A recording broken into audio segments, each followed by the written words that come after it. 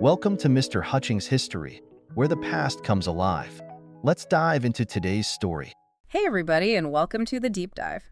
Today we're looking at something I find really interesting, Martin Luther King Jr.'s stance on the Vietnam War. Definitely not your typical MLK topic. Well, not at all. So we've got this podcast episode, A Divided Stance, Martin Luther King Jr. and the Vietnam War. And, it's one thing to be a civil rights leader fighting for equality here in America. Right. But taking a stand on an international conflict like that, that's something else entirely, and that's what we're going to unpack today. It really changes how you think about MLK. Like when you learn about this, it shows this much broader vision of justice that I think a lot of people don't realize he had. Oh, absolutely. And the source material talks about, seeing those images of Vietnamese children burned by napalm bombs. It's just awful. That was like a real turning point for him. Yeah. I can't even imagine seeing something like that. It's a tough image to shake, for sure. Especially for someone who, was so dedicated to peace. Definitely. And remember, this is the late 1960s. The war is escalating, and a lot of the soldiers being sent over are African-American. So you've got this situation where these men are fighting for civil rights at home, but then they're also being called to fight in a war that many of them felt wasn't really their fight. Exactly. And it's so interesting how King saw those two things as connected. Right. He was arguing that all the money and resources that were going to the war effort in Vietnam could be used to help Black communities right here in America. You're getting at a key point there. Yeah. He was one of the first to make that connection between what was happening at home and what was happening overseas. And it's almost like he's saying, how can we fight for freedom in Vietnam when we haven't even achieved it here? Exactly. For King, fighting poverty and opposing war, they weren't separate issues. They were all part of the same struggle for justice. There's this quote that really stuck with me. He said, "We were taking the Black young men who had been crippled by our society and sending them 8,000 miles away to guarantee liberties in Southeast Asia, which they had not found in Southwest Georgia and East Harlem." Wow. That's powerful. It really is. It's like he's calling out this hypocrisy. Absolutely. This idea that, we're sending these young Black men to fight for freedom somewhere else when they're denied the same freedoms right here at home. It's a central part of King's argument against the war. And it leads us to one of the most important moments in his later career, the Beyond Vietnam speech. Yeah, that's what the source material calls a real turning point, isn't it? Absolutely. Why is that? Delivered on April 4th, 1967. And it marked this shift in his thinking where he started to talk about broader issues of justice. Okay. He was moving beyond just civil rights. In this speech, he basically says, he can't speak out against the violence that's happening in America's ghettos without first speaking out against his own government. He called the U.S. government the greatest purveyor of violence in the world today. That's a bold statement to make. It is. I mean, you'd think that everyone would be, on board with an anti-war message. Well, it wasn't that simple. Yeah. Remember, this is the middle of the civil rights movement, and a lot of Black people were worried about what would happen if they criticized President Johnson. Because Johnson supported a lot of civil rights legislation. Exactly. Things like the Civil Rights Act of 1964, the Voting Rights Act of 1965. Right. Huge victories for the movement. And there was a real fear that if they started criticizing Johnson over the war, it could hurt their chances of getting more legislation passed. I see. And it wasn't just outside the SCLC either.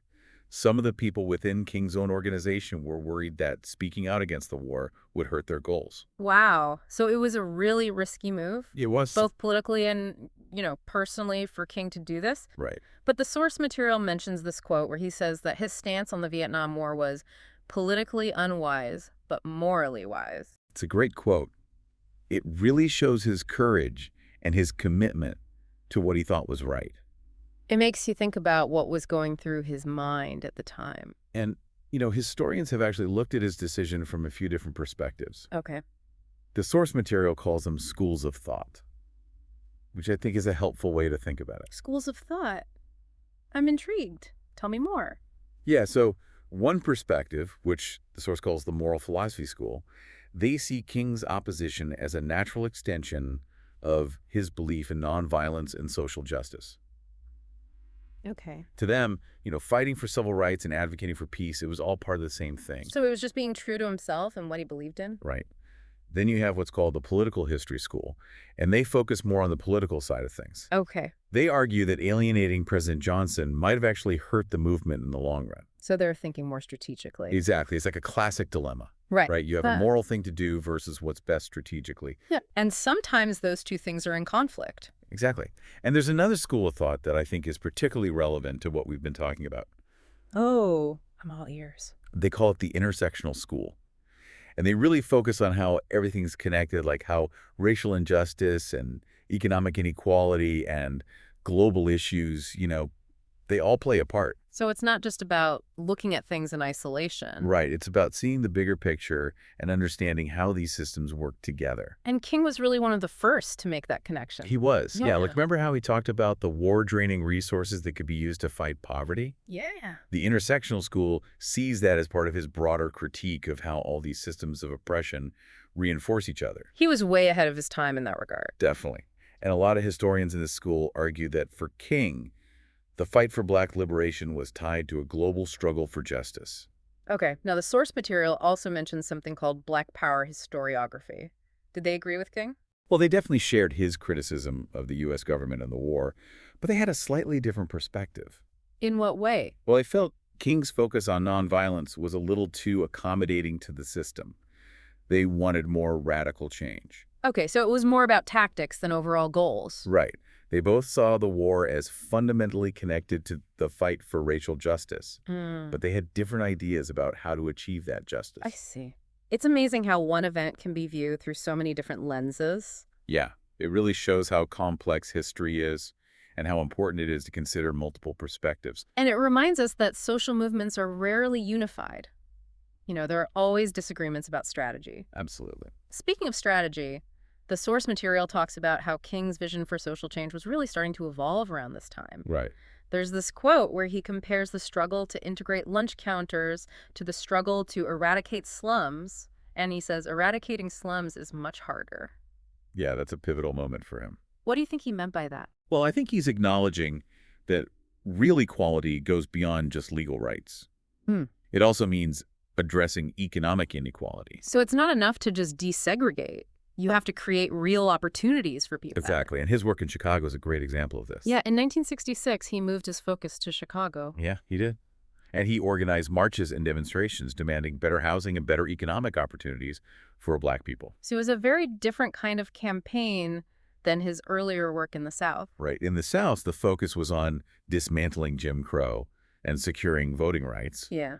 But in Chicago, he was taking on the economic system itself. Wow. So it was a much more radical approach. It was, and it was also very controversial. Right. He faced a lot of resistance from both white and Black people in Chicago. And then after Chicago, he launched the Poor People's Campaign. Yeah, he did in late 1967. And that was a multiracial effort, right? It was. Yeah. He wanted to bring people together from all across the country to demand economic justice. So he was building a coalition of the poor? Exactly. Yeah. He saw poverty as a systemic problem that affected people of all races and all backgrounds. It's amazing to think that all of this stemmed from his opposition to the Vietnam War. It really is. It just shows how interconnected everything is. Right. His experiences with the war really shaped his thinking about social change. He realized that true justice required a much broader vision. And a much more radical approach. Absolutely. Yeah. And a lot of people felt like he had gone too far. Yeah, it's interesting how something that seems so clear-cut to us now, like opposing a war, Right. it could be so controversial back then. It was a different time for sure. And King was really challenging the status quo. Yeah, he was putting his own reputation on the line. He was. And, it's important to remember that he wasn't just speaking out against the war. He was also offering a vision for a different kind of society. Oh, yeah. Tell me more about that. We call it the beloved community. And it was this idea of a society based on love and compassion and justice. It sounds kind of utopian. It does. But I think it's important to remember that King wasn't naive. He knew that achieving this vision would be incredibly difficult. Yeah. But he also believed that it was possible. And that's what kept him going. It's a powerful message for sure. It is. And I think it's one that we need to hear now more than ever. Especially with all the division and violence that we see in the world today. Exactly. King's message of nonviolence isn't just about avoiding physical harm. It's about creating a culture of peace. Right. It's about understanding and empathy and compassion. Absolutely. And it's about rejecting hatred and fear and division. It's a tall order, but it's one that I think we have to strive for. I agree. And, it's not just about what we do as individuals, it's also about the systems that we create. Oh, okay. King was really critical of the way that our society is structured. In what way? Well, he saw how poverty and racism and militarism are all interconnected. Right. And he believed that we need to fundamentally change these systems if we want to create a more just and equitable world. And that's a message that continues to resonate today. It does. Yeah. Yeah, like we're still grappling with a lot of the same issues that King was talking about. Right, like economic inequality, racial injustice, mass incarceration. Yeah, and the threat of war. So his legacy is still very much alive. Absolutely. Yeah. And I think he would be both heartened and disappointed by what he sees today. How so? Well, I think he would be heartened by the progress that's been made on some issues like LGBTQ rights and the environment. Okay. But I also think he would be disappointed by the persistence of poverty and racism and the fact that we're still fighting wars. And the rise of political extremism. Exactly. Yeah. I think King's message is more relevant than ever. Yeah, he reminds us that the fight for justice is never truly over. It's not.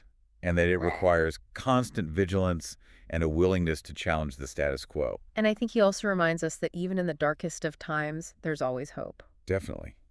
One of my favorite quotes from King is, "The arc of the moral universe is long, but it bends toward justice." Oh yeah, that's a good one. It's a reminder that change is possible. It is, even when things seem hopeless. Right. And that we all have a role to play in creating that change. Exactly. Yeah. Whether it's through activism or education or just speaking out against injustice in our everyday lives. We can all make a difference. We can. Wow, this has been a really thought-provoking deep dive. It has. And I think it's really made me appreciate the complexity of King's legacy. It's not a simple story. No, it's not. But it's a story that I think we need to keep telling. I agree.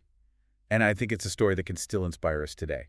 Absolutely. Well, thank you so much for joining us on this journey of discovery, and we hope you'll continue to explore the life and work of Martin Luther King Jr. He's definitely worth it. And we also hope you'll join us next time for another deep dive.